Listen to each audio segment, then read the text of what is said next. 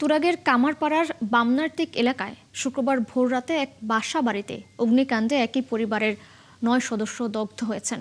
এদের মধ্যে 8 জনের গুরুতর অবস্থা এবং তাদেরকে জাতীয় বার্ন ইনস্টিটিউটে ভর্তি করা হয়েছে। চিকিৎসকরা জানিয়েছেন দগ্ধ কয়েকজনের অবস্থা আশঙ্কাজনক। আরও জানাচ্ছেন রায়হান কবির।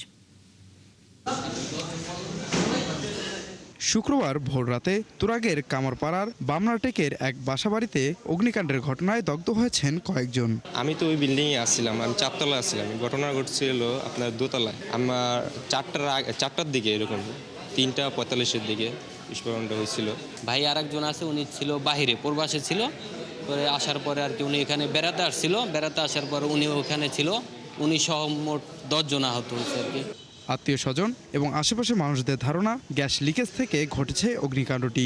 এত গুরুতরতা বলার বাইরে তারা চিকিৎসা করতেছে, খুব চেষ্টা করতেছে, তারা পরিশ্রম করতেছে অনেক, ঠিক আছে, সব কিছু দিছে কিন্তু ভাই জ্বালা যন্ত্রণা যেটা হইতেছে, এটা যার হইতেছে সে তো জানে।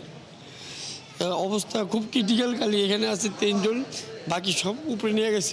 যেটা প্রেগনেন্ট, এটা পুরো শরীর পুড়ে গেছে। প্রেগনেন্ট আছে একজন, ওনার বাচ্চাটা মারা গেছে।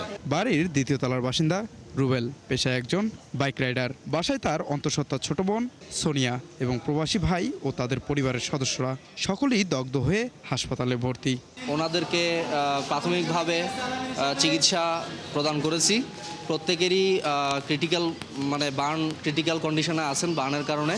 পাশাপাশি তাদের প্রত্যেকেরই হচ্ছে যে শ্বাসনালী পোড়া আছে। তো সেই অনুযায়ী আমরা যার যে চিকিৎসা প্রয়োজন সে চিকিৎসা প্রোভাইড করেছি। বার্ন ইনস্টিটিউটের চিকিৎসকরা জানিয়েছেন প্রতিটি রোগীর শ্বাসনালী পুড়ে যাওয়ায় অবস্থা গুরুতর। তবে শতভাগ বার্ন নিয়ে সব থেকে আশঙ্কাজনক পরিস্থিতিতে আছেন 6 মাসের অন্তঃসত্ত্বা সোনিয়া। সর্বোচ্চ যিনি বার্ন হয়েছেন 100%, উনি গর্ভবতী, 6 মাসের অন্তঃসত্ত্বা।